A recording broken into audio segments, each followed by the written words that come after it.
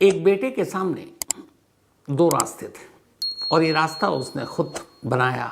एक तरह से ये फैसला भी उसी का था, चुनाव भी उसी करना था। एक तरफ बीवी थी और एक तरफ माँ बाप, दोनों में से एक को चुनना था। और फिर बेटे ने क्या किया। ये कहानी है श्याम बहादुर के परिवार की। श्याम बहादुर जमशेदपुर में एक ट्रेन के ड्राइवर थे, लोको ड्राइवर जिसे हम कहते हैं, लोकोमैन। कुछ वक्त पहले ही वो रिटायर हुए। रिटायरमेंट के बाद जौनपुर में उन्होंने अपना एक घर बनाया अपने सारी जमा पूंजी के साथ। परिवार में उनकी 3 बेटियां और एक बेटा था। तीनों बेटी की शादी हो चुकी थी। बेटा अम्बेश इंजीनियर कोलकाता में जॉब किया करता था।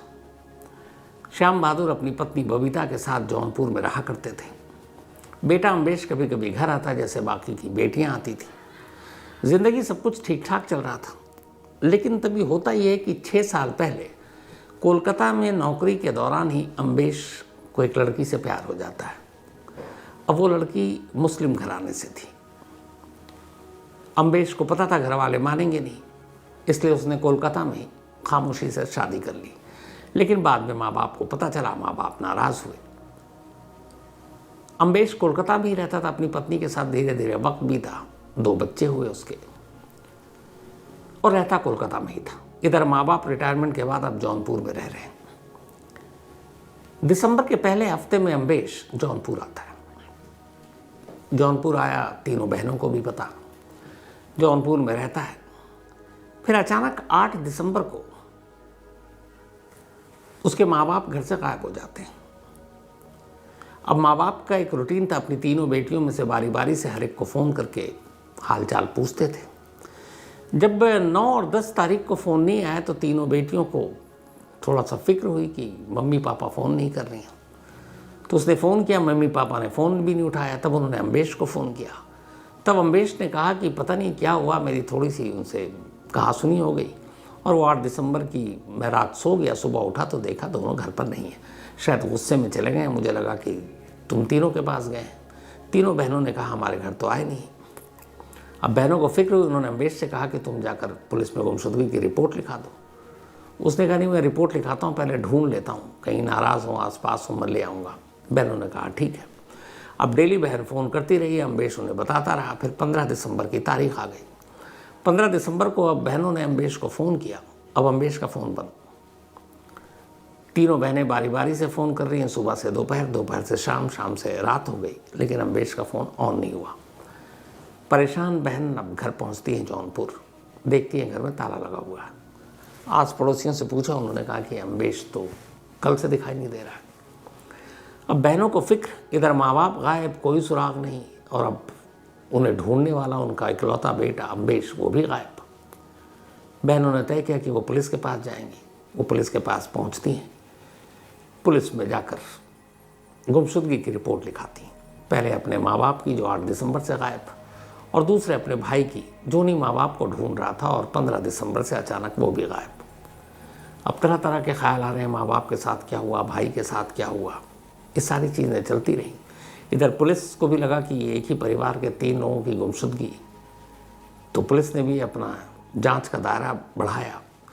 सभी के मोबाइल के कॉल डिटेल खंगालने शुरू किए। मोबाइल स्विच ऑफ था, अम्बेश का भी बंद था।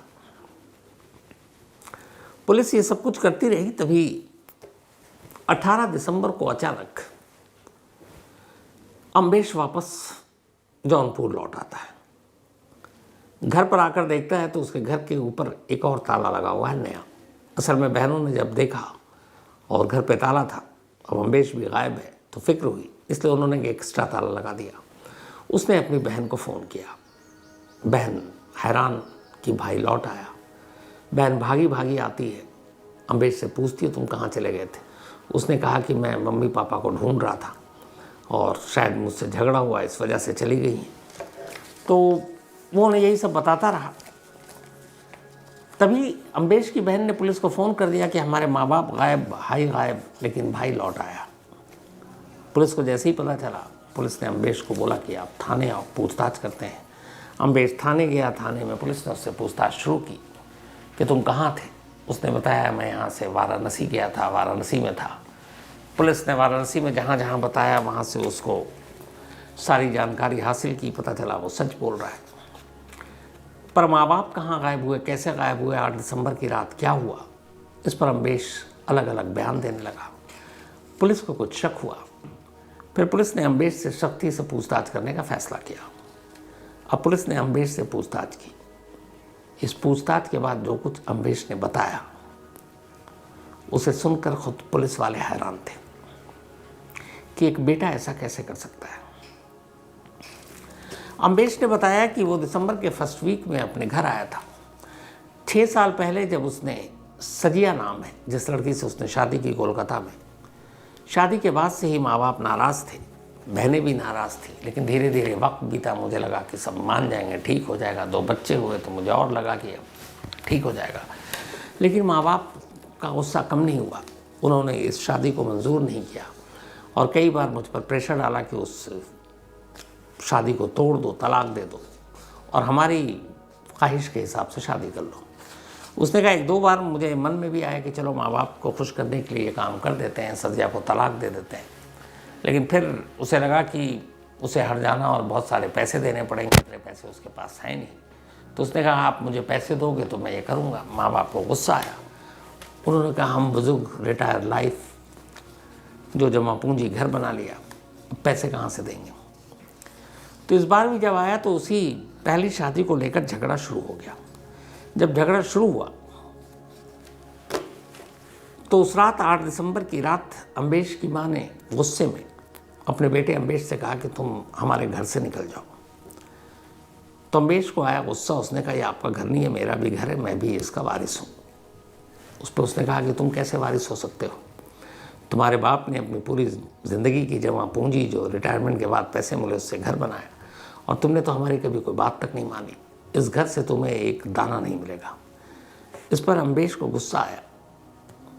जहाँ पर ये बहस हो रही थी कमरे में, वहीं पर सिलबट्टा वाला वो रखा हुआ था पत्थर का, उसने उठाया और अपनी माँ के सर पर जोर से दे मारा। माँ के सर से खून गिरने लगा। माँ फर्श पर गिर पड़ी। शायद एक ही बार काम कर गया था। तब तक इन दोनों के बीच ये झगड़ा और इस गिरने की माँ की आवाज़ अम्बेश के पिता के कानों तक गई, श्याम बहादुर जी के। वो अंदर से भाग कर आए।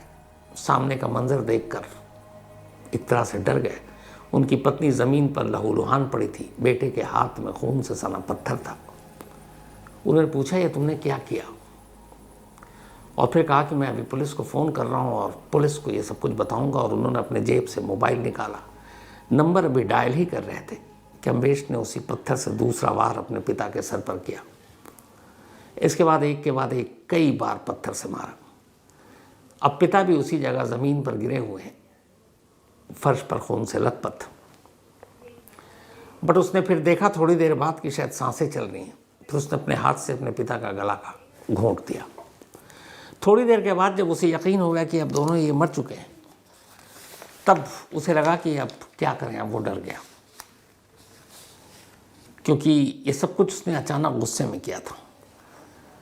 फिर वो आराम से बैठकर कमरे में जहाँ 2 लाशें उसके अपने माँ बाप की पड़ी हैं सोचने लगा कि ये सब कुछ तो हो गया, बचूं कैसे, कानून से, पुलिस से, समाज से, रिश्तेदार से, और ऐसा क्या करूं कि इन दोनों कत्ल का इल्ज़ाम मेरे सर पर ना आए।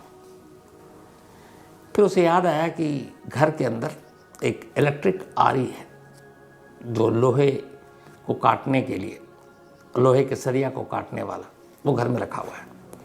वो अंदर जाता है, उसको लेकर आता है, तसल्ली से बैठकर अपने माँ बाप के लाश के 3-3 टुकड़े करता है। माँ की लाश के 3, पिता के 3, और फिर 6 प्लास्टिक की बोरी में उन टुकड़ों को भरता है।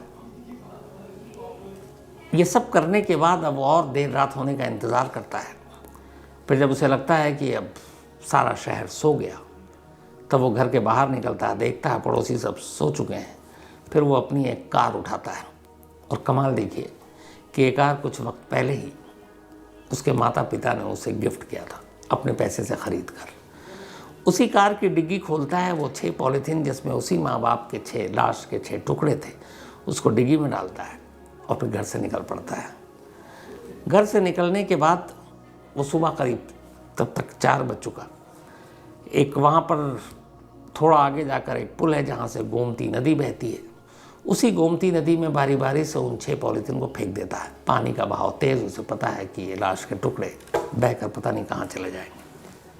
और ये सब करने के बाद करीब 5 बजे सुबह वो घर लौट आता है। घर आने के बाद कार की डिक्की को सर्फ से साफ़ करता है, घर के फर्श को साफ़ करता है, एक एक कोना देखता है कहीं कोई खून का बूंद न रह जाए, उस इलेक्ट्रिक आरी को साफ़ करता है और सब कुछ करने के बाद अपनी जगह पर रख देता है। लेकिन इन्हीं सब को करने के दौरान जब वो फर्श की सफाई सबसे आखिर में कर रहा था, अचानक उसकी नज़र पड़ी उसी फर्श के कोने में गलती से उसकी माँ का कटा हुआ पैर रह गया था। अब उसने देखा कि ये तो यहीं छूट गया। फिर उसने उस कटे हुए पैर को उठाया, प्लास्टिक की थैली में डाला। अब सुबह हो गई थी, लेकिन उसे पता था कि एक ही थैली है। उस कटे हुए पैर को उस थैली में डालता है, फिर से अपनी कार में बैठता है और फिर से उस गोमती नदी के किनारे जाता है और इस बार उस टुकड़े को भी फेंक देता है। फिर वापस आता है। अब सोचता है क्या करूं। पहला दिन कुछ नहीं हुआ, माँ बाप ने फ़ोन नहीं किया। अगले दिन फिर बहनों को जब आया कि माँ बाप फ़ोन नहीं कर रहे हैं, तब उन्होंने फ़ोन किया। फिर उसने बताया, वो चले गए। अब बहन लगातार उस पर दबाव डाल रही कि तुम नहीं मिल रहे हैं तो पुलिस में रिपोर्ट लिखाओ। और वो डरा हुआ कि मैं पुलिस के पास गया तो पुलिस तफ्तीश करते करते सच्चाई तक पहुंच जाएगी, इसलिए वो टाल रहा था। लेकिन फिर कब तक टालता। आखिरकार जब कई दिन निकल गए तब उसने ये तय किया कि वो खुद ही भाग जाता है और गायब हो जाता है। इसके बाद वो घर से निकलता है, इधर उधर शहर भटकते हुए बनारस पहुंचता है, वाराणसी।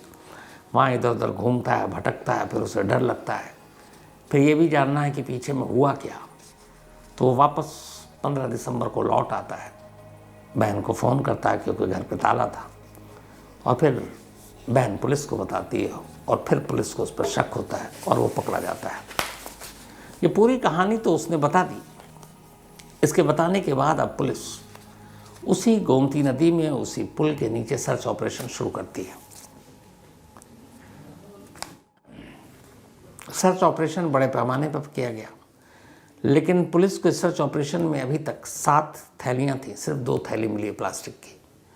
इनमें से एक में उसके सीने से लेकर पिता के जांघ तक का पोर्शन और दूसरा उसमें एक हाथ, सर नहीं मिला और माँ की लाश के एक भी टुकड़े अब तक नहीं मिले। पुलिस का सर्च ऑपरेशन जारी है और ये पता करने की कोशिश कर रही है कि क्या बाकी के टुकड़े मिलेंगे। उधर इस पूरे मामले में कोलकाता में अम्बेश की बीवी से भी पूछताछ की गई और अम्बेश ने भी अपने बयान में कहा और उसकी बीवी से पूछताछ की गई तो बीवी खुद हैरान कि उसने अपने सगे माँ बाप को मार डाला। उसने किसी को नहीं बताया था, उस बीवी को भी नहीं जिस बीवी के लिए उसे गुस्सा आया था। एक 4 साल का बेटा है और एक 15 महीने की शायद बेटी है अम्बेश की। दोनों कोलकाता में है और अम्बेश अब पुलिस की कस्टडी में, कुछ दिनों में जेल चला जाएगा। कायदे से इस पूरे मामले में अगर हम देखें तो अगर माँ बाप उसकी शादी से नाराज़ थे और उसे मनाना चाह रहे थे तो 6 साल तो उसने निभा ही लिया था, बाकी बातचीत के ज़रिए भी निभा सकता था। लेकिन बीवी और माँ बाप में से किसी एक को चुनना और उस चुनने के लिए टुकड़े कर देना माँ बाप के, मतलब कोई बेटा कैसे कर सकता है। सोच से भी परे की चीज़ लगती है, लेकिन हर सोच से परे की चीज़ कई बार इसी तरीके से हकीकत बनकर हम लोगों के सामने आ जाती है। तो ये थी कहानी उस बेटे की।